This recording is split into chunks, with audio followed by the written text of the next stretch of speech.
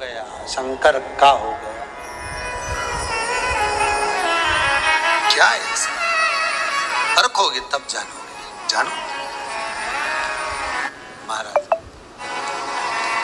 शिव पुराण कह रहे भगवान शंकर के ऊपर घृत की मूलता का वर्णन किया। केदारेश्वर एक वर्णन बड़ा सुंदर आता है महाराज, बहुत सुंदर वर्णन। ध्यान दीजिएगा कि घर में भी प्रयास प्रयास करिएगा। घर में जो दीप होता है, आपके घर में जो दीपक होता है, दिया जो आप प्रज्वलित करते हो, तेल का दिया अगर आपको लगाना रहता है तो वो दिया अलग ही रखें। घृत का दिया अगर आपको लगाना है तो अलग ही रखें। घृत के दिए में तेल का दीप नहीं लगाना चाहिए और तेल के दीप में घृत का दीप नहीं लगाना चाहिए।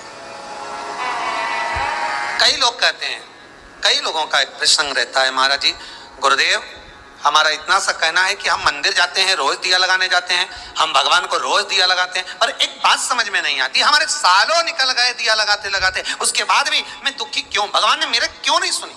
जब उस चोर को भगवान ने कुबेर बना दिया, केवल उसका कपड़ा जलाया, और मैंने इतने सालों से दिया लगाया, क्या भगवान मेरी नहीं सुन रहा?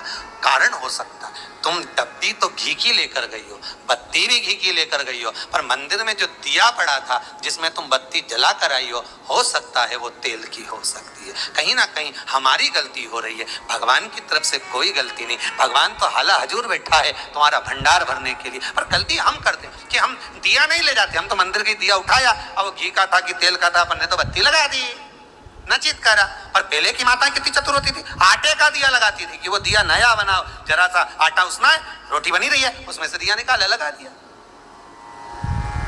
नहीं लगाना, दीप नहीं है।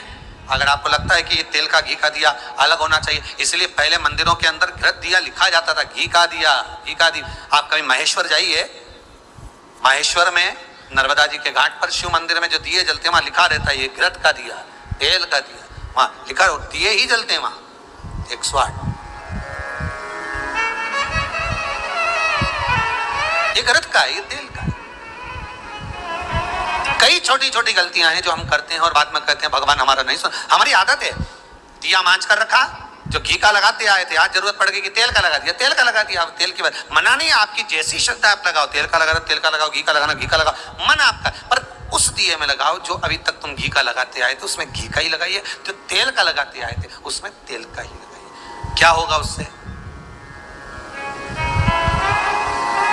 स्कंद पुराण, कार्तिक खंड बड़े ध्यान से स्मरण करिए थोड़ा थोड़ा, या कभी मौका मिल जाए तो विष्णु पुराण भी पढ़िए, कभी मौका मिले।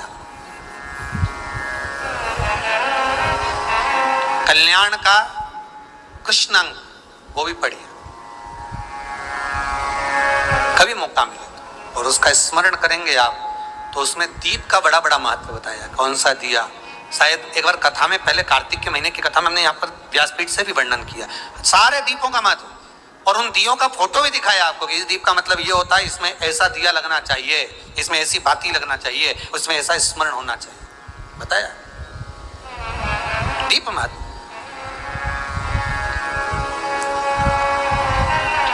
शिव का स्मरण करते हुए, शंकर का अनुमोदन करते हुए, घृत का दीप जब आप लगाएं, भगवान की साक्षी में जब आप दीप रखें तो आपके भीतर भगवान को पाने की एक ललकता, एक उत्सुकता होना चाहिए,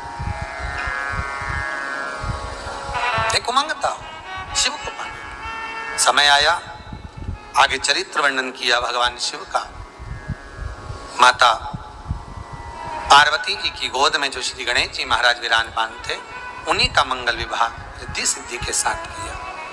विवाह कर देना एक अलग बात है, पर रिद्धि सिद्धि घर में आ जाना एक अलग बात है। नियम से, निवेदन से, करबद्ध निवेदन रहेगा कि घर में जिस कन्या को आप विवाह कर कर ला रहे हो उसका धन नहीं देखना हमको, उस कन्या का हृदय चित्त देखना। आप धन लेकर नहीं आ रहे हो, आप आपके घर में बहू लेकर, बहू का मतलब होता है जो बहुता में सम्मान पाए और बहुता में सम्मान दिया भी जाए।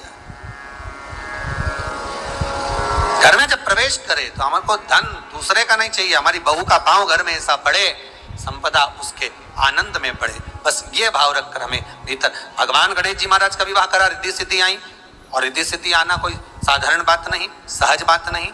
जब मन पवित्र होता है, हृदय चित्त पवित्र होता है, तब जाकर घर में वैभव रिद्धि सिद्धि सब भगवान देता है। अगर आपके घर में भी सुख आ रहा है, आपके घर में भी संपदा बढ़ रही है, समझ लेना आपके घर में कोई शंकर का भगत होगा, शिव का उपासक होगा, भगवान की भक्ति में डूबने वाला कोई ना कोई एक व्यक्ति तुम्हारे घर में मौजूद होगा, विराजमान होगा। उसके चरण का जो धन है वो तुम्हें प्राप्त हो रहा है, उससे हमारा जीवन सार्थक हो रहा है। इस बात का अभिमान ना करें कि आप कर रहे हो, आप नहीं, शिव करा रहा है, शिव करने वाला है, शंकर करा रहा है। पांचों जजमानों को बहुत बहुत साधुवाद देते हैं। आज